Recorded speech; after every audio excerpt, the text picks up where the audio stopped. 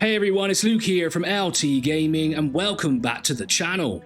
There's something special about a city builder that can make 4 hours disappear in what feels like minutes.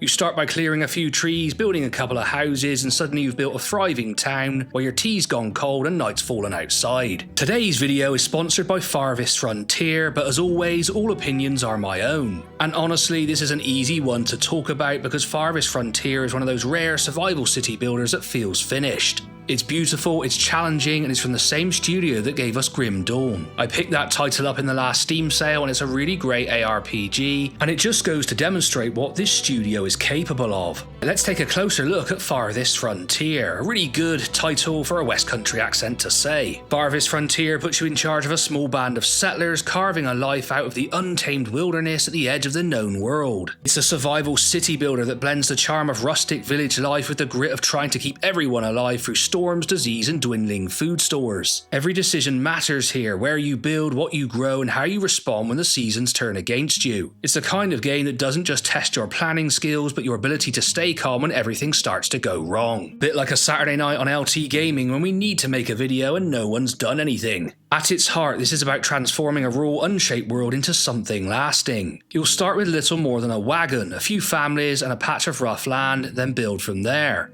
Over time, you'll harvest resources, gather food, and start to craft the tools and materials your town needs to survive. It's not just about expansion for the sake of it in this game, it's about balance. Too much clearing and your well runs dry, ignore nature and she'll remind you who's in charge. There's a real satisfaction in how deep the simulation goes here. Villagers don't just stand around waiting for orders, they live full lives. You'll see them hauling timber, delivering goods, cooking meals, and reacting dynamically to the world around them. Supply chains link everything together, from the grain in your fields to the bread on their tables. When things are running smoothly, it feels alive in a way few city builders manage. And then there's the farming, easily one of the most detailed systems ever put into a game like this. You'll choose crops based on climate, soil fertility, and even disease resistance. You can rotate crops, manage weeds and rocks, and watch your fields evolve over time. It's incredibly satisfying to master, and once you understand how all these systems interlock, the water, the soil, the trade, and the villagers, you start to see Farthest Frontier for what it really is, a simulation of survival, growth, and adaptation on a living, breathing world. And I will say, it's one of the most immersive city builders I've got my hands on in recent times. As I hinted at in the introduction, I turned this on the other day and I lost 4 hours to it. It's just one of those titles. What makes Farthest Frontier stand out is the sheer balance between serenity and survival.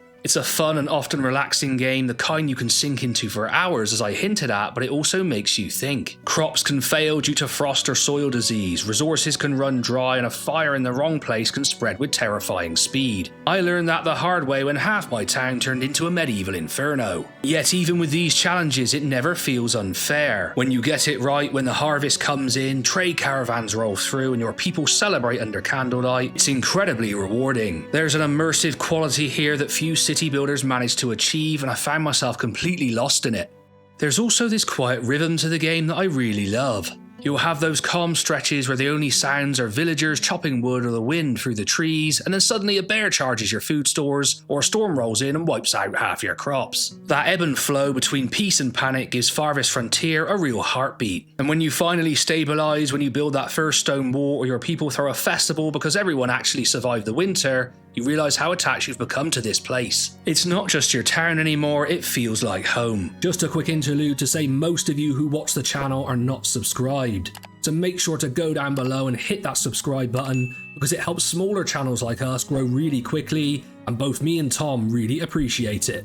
The game achieved full release on October 23rd, and with that, Farthest Frontier officially leaves early access behind, and it's a huge update. The team at Crate Entertainment has completely overhauled progression, added new bridges, buildings, animations, policies, and pushed the tech tree to over 140 research points. It all results in a better flow from that first humble hut to a bustling walled city. Everything feels more connected, your villagers have smoother routines, supply chains make more sense, and the world feels more alive. And the best part, mod support is built right in through Steam Workshop, giving players the tools to expand and remix the experience even further. Let's address the obvious question, because I know many of you are wondering, how does Farthest Frontier stack up to Manor Lords? Well, here's the thing, while Manor Lords is still finding its feet in early access, Farthest Frontier has quietly delivered a complete vision. It's fully realised, stable and packed with systems that feel refined and balanced. Both games aim for that grounded late medieval survival feel, but where Manor Lords is still a promise, Farthest Frontier is the payoff. And if you've been waiting for something that scratches that same build, survive, thrive itch, this might just be your new home. It's just one of those weird mixes where it's extremely relaxing, but the challenge is definitely there, and I felt some really tense moments in this one. But I didn't feel under huge pressure, and I knew my city could survive. I just had to fix some problems, get that food coming in, and sort out the future of my city. It's also a game I went back to when I was playing other games for the channel. I revisited it, I kept playing my game, and honestly, for me, that's a really good sign because I have so many titles to play, and this one did stand out. And yes, there are so many city builders out there, but this one is head and shoulders above most of them. This is also reflected in the very positive Steam ratings, and it's done very well since its 1.0 release. No game's perfect, of course, and here at LT Gaming we always give you an honest appraisal. There's still a few rough edges here to work out. Fire spreads a little too aggressively for my taste, blink and your town's basically a barbecue. The late game can also test your patience as logistics and population management ramp up. It's challenging, sometimes brutally so, and players looking for a purely chill experience might want to tweak difficulty settings before diving in. But honestly, these aren't deal breakers, more like reminders that Farthest Frontier is designed to make you think, not just to let you coast. And this team has a really strong track record, and I know they're going to keep working hard on this title. In fact, the devs have already hinted at free post-launch updates and paid DLC down the road, so this isn't the end. It's the start of a new era for the game, and given how much they supported Grim Dawn over the years, there's every reason to believe Farthest Frontier will keep evolving. And for me, it's really important to see that track record, and I do believe the team are going to live up to the expectations. Add in full mod support and the creativity of the community, and you've got a foundation that could easily become one of the greats in the genre, a game you'll keep returning to for years. One thing I'm really hoping to see after launch is more biome variety and long-term progression goals. Maybe even unique map events or more cultural flavour in how towns evolve. Crate have already proven they listen to feedback, and if they keep refining this foundation, Farthest Frontier could easily become a genre benchmark alongside the greats. Farthest Frontier is available now on Steam, and if you want to experience one of the most immersive, detailed and complete city builders out there, I highly recommend giving this a look.